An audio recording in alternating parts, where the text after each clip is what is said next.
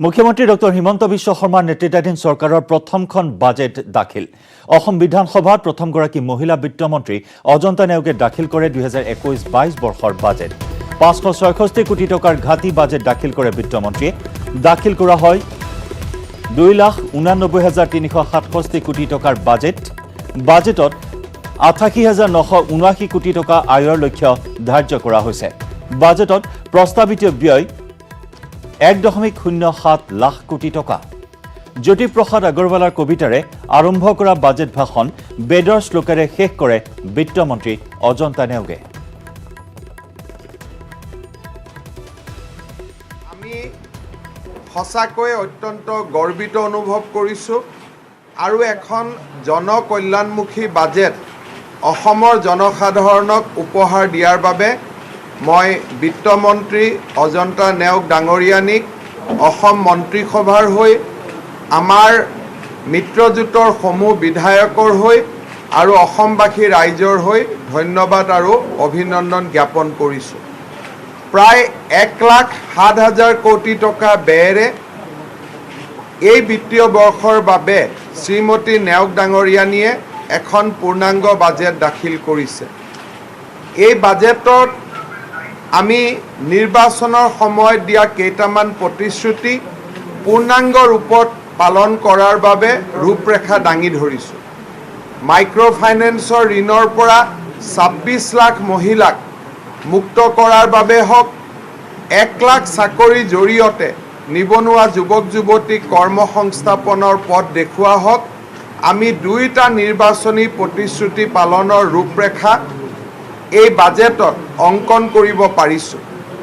অৰুণোদয় আঁচনিৰ হিতাধিকাৰীৰ সংখ্যা প্ৰতিটো সমষ্টিত প্ৰায় 5,000লৈকে বৃদ্ধি কৰি আৰু অৰুণোদয় আঁচনিৰ ধন 1,000 টকালৈ বৃদ্ধি কৰি বিত্তমন্ত্ৰী ডাঙৰীয়ানীয়ে আমাৰ অসমৰ আই মাতৃসকলৰ শ্ৰীচৰণত আমাৰ শ্ৰদ্ধাঞ্জলি নিবেদন কৰিছে।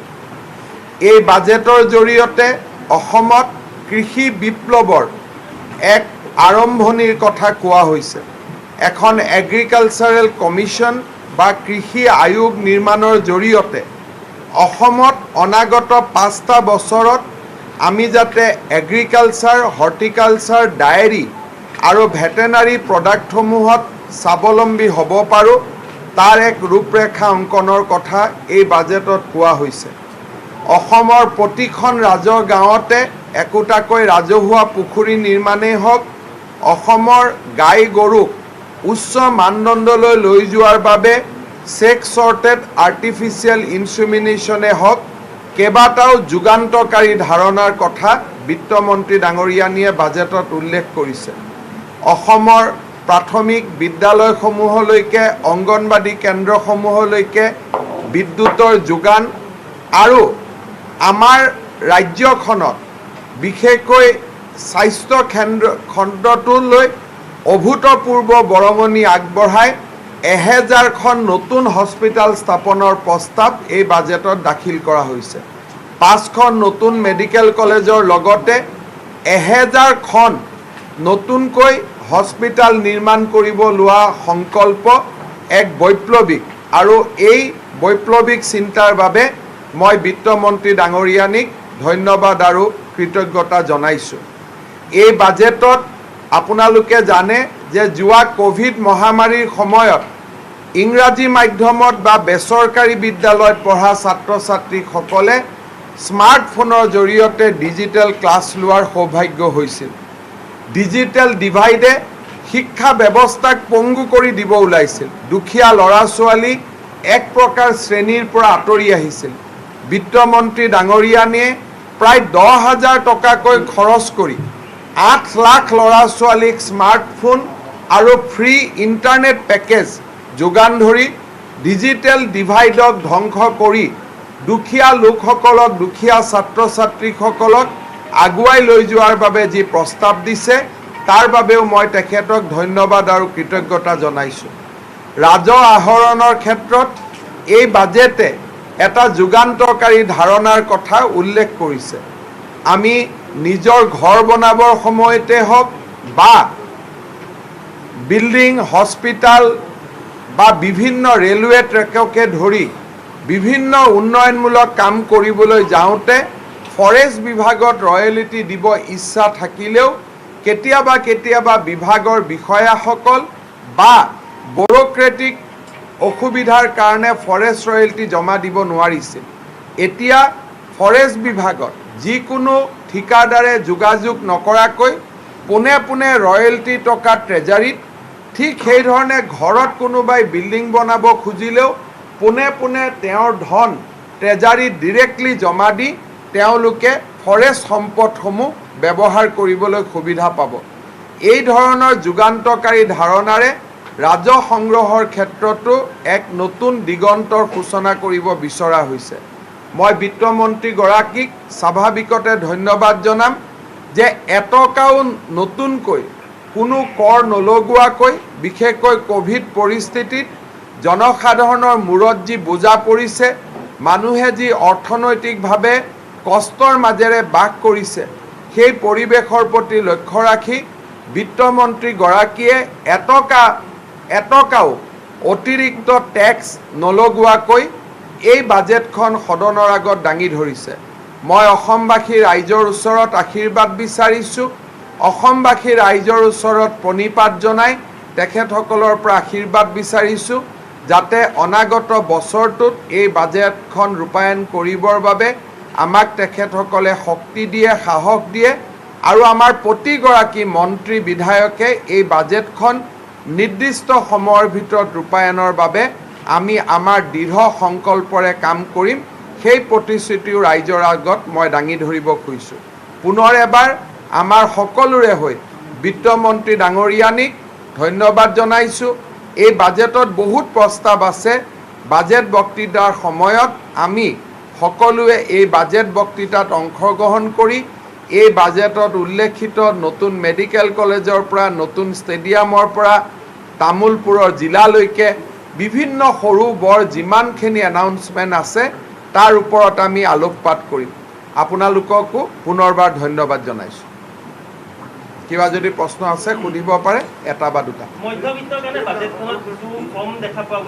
গোটেই বাজেটখন মধ্যবিত্তৰে, কাৰণ প্ৰথম এখন বাজেট দিয়া হৈছে, এটকাও টেক্স লগোৱা নাই। এইটো এটা মধ্যবিত্তৰ কাৰণে ডাঙৰ সকাহ। মধ্যবিত্ত ল'ৰা ছোৱালী অসমীয়া স্কুলত পঢ়ে, আজি 2 বছৰ এক প্ৰকাৰ পঢ়িব পৰা নাই। গতিকে মধ্যবিত্তৰ ল'ৰা ছোৱালীয়ে এতিয়া ডিজিটেল ডিভাইডৰ পৰা আঁতৰি বিদ্যালয়ত অংশগ্ৰহণ কৰিব পাৰিব। কৃষিৰ যি বিপ্লৱৰ কথা কৈছোঁ, সুনীল বিপ্লৱৰ যি আমি কথা কৈছোঁ, এই গোটেই ব্যৱসায়ৰ লগত অসমৰ মধ্যবিত্ত সমাজ জড়িত। গতিকে এই ধৰণৰ অৰ্থনৈতিক আঁচনিবিলাকে দৰিদ্ৰ আৰু মধ্যবিত্ত কল্যাণৰ বাবে কাম কৰিব। এই আঁচনিত আমি আৰু এটা খুব ডাঙৰ কথা কৈছোঁ, সেইটো হ'ল আৰবান প'ৰ। যিসকল আৰবান প'ৰ থাকে তেওঁলোকে মহানগৰ আৰু নগৰসমূহৰ নিৰ্দিষ্ট স্থানত তেওঁলোকে দুপৰীয়াৰ ভাত সাজ কুকিং মিল হিচাপে খাব পৰাৰো ব্যৱস্থা আমি ৰাখিছোঁ। যে গুৱাহাটী ৰেলৱে ষ্টেচনতে হওক, DC কোৰ্টৰ সন্মুখতে হওক, ডিব্ৰুগড়ৰ DC কোৰ্টৰ সন্মুখতে হওক, কোনোবা ব্লক অফিচৰ সন্মুখত হওক, আমি দুখীয়া মানুহখিনিক কুকিং মিল, লাঞ্চটো আমি বনাই পেলাই খুওৱাৰো এটা সাংঘাতিক কল্যাণকামী এটা প্ৰকল্প এটা জনসাধাৰণৰ আগত আমি দাঙি ধৰিছোঁ। বেদখল আমি এইটো কৈছোঁ যে গুৱাহাটীৰ পাহাৰবিলাক আমি ড্ৰোনেদি ইয়াৰমাৰ্ক কৰিম। যিসকল বহিলে তেওঁলোকৰ লগত আমি একো কৰিব নাযাওঁ, কিন্তু আৰু যাতে বহিব নোৱাৰে ফৰেষ্ট ডিপাৰ্টমেণ্টে 24 আৱাৰ্ছ কণ্ট্ৰল ৰুম কৰিব, যাত ড্ৰোনেদি চাই থাকিব যে নতুন কোনোবা ঘৰ আহিছে নেকি। যদি নতুন ঘৰ আহিছে তেওঁলোকক আঁতৰাই পঠোৱা হ'ব। কিন্তু যিসকল পুৰণি গুৱাহাটীৰ পাহাৰত আছে আৰু ভাৰতীয় বাসিন্দা হয় আৰু ফৰেষ্ট আইনমতে আমি যিসকলক মাটিৰ পট্টা দিব পাৰোঁ, গুৱাহাটীৰ মাটিৰ পট্টাৰ বিষয়টো আমি সোনকালে নিষ্পত্তি কৰিব খুজিছোঁ, যাতে এই সমস্যাটো সৰ্বকালৰ বাবে শেষ হৈ যায়। আৰু কাকো ইয়াত উচ্ছেদ কৰা কথা হোৱা নাই, নতুনকৈ যাতে কোনো মানুহ নাহে তাৰ বাবেহে ব্যৱস্থা লোৱাৰ কথা কোৱা হৈছে। পৰীক্ষা আইনখন যদি বিজেপিত ৰূপান্তৰিত হয় তেতিয়াহ'লে বাজেটৰ লগত এইটো লিংক নহয়, বাজেটত কম আছে। ছাৰ, আমি অংগনবাদী কেন্দ্ৰৰ কথা যদি কওঁ, অসমৰ বিভিন্ন প্ৰান্তত অংগনবাদী কেন্দ্ৰসমূহ নামঘৰত চলি আছে বা কোনোবা ক্লাবত চলি আছে। সেই অংগনবাদী চেণ্টাৰসমূহ স্থায়ীকৰণৰ বাবে কিবা বিশেষ বাজেটত এই বিষয়ে কোৱা হৈছে, চেপ্টাৰটো পঢ়ি ল'ব। 10,000 নতুন অংগনবাদী কেন্দ্ৰ স্থাপনৰ আমি কথা কৈছোঁ। 25 লাখ টকাকৈ আমি অংগনবাদী কেন্দ্ৰবিলাকত দিয়াৰ আমি কথা কৈছোঁ। মডেল আদৰ্শ অংগনবাদী কেন্দ্ৰ আমি বনোৱাৰ কথা কৈছোঁ। কিন্তু ছাৰ, এতিয়া অংগনবাদী কেন্দ্ৰসমূহ আপোনাৰ লগত যুক্তি তৰ্কটো বিধানসভাত কৰিম, আৰু সেইটো MLA সকলৰ লগত যুক্তি তৰ্ক নকৰি আপোনাৰ লগত আৰম্ভ কৰিলে MLA বিলাকৰ চাকৰিবিলাক যাব। বিৰোধীয়ে বাহিৰত দুটামান অভিযোগ আনিছে। কোনে?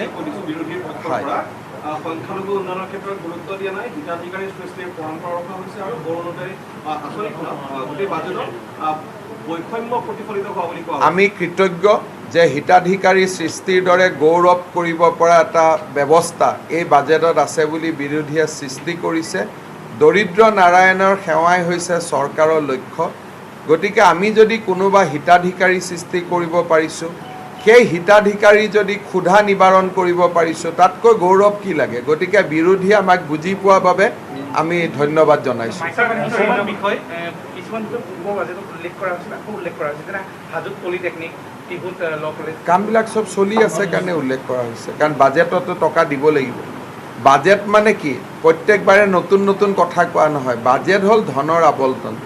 যদি এতিয়া হাজোৰ পলিটেকনিকখনত এই বছৰ যদি আপুনি ধনৰ আবণ্টন নিদিয়ে, কামটোতো বন্ধ হৈ যাব। গতিকে যিবিলাক স্কিম কমপ্লিট হোৱা নাই সেইবিলাক চলি থাকিব। এইবাৰ বাজেটত এটা নতুন ব্যৱস্থা লোৱা হৈছে। বহুতবিলাক স্কিম এতিয়া আৰু দিছপুৰত আহিব নালাগে। যিবিলাক স্কিম চলি আছে, ইঞ্জিনিয়াৰে ডাইৰেক্টলি ট্ৰেজাৰীৰ পৰা বিল লৈ কণ্ট্ৰেক্টৰক পে'মেণ্ট কৰিব পাৰিব।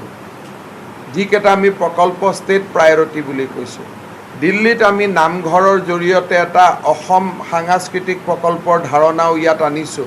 গতিকে বাজেটত বহুতবিলাক কথা আছে, কিন্তু আজি আমি ইয়াত আপোনালোকক গোট খাইছোঁ কেৱল এইটো কথাৰ বাবে যে অসমৰ প্ৰথমগৰাকী মহিলা বিত্তমন্ত্ৰী হিচাপে অজন্তা নেওগ ডাঙৰীয়ানীয়ে যি অতিৰিক্ত কৰ আৰোপ নকৰাকৈ 1,07,000 কোটি টকা ব্যয়ৰ যি বাজেট দাঙি ধৰিলে, তাৰ বাবে আমি গোটেই মন্ত্ৰীসভাৰ সদস্যসকলে লগ লাগি তেখেতক অভিনন্দন জনাইছোঁ। ধন্যবাদ।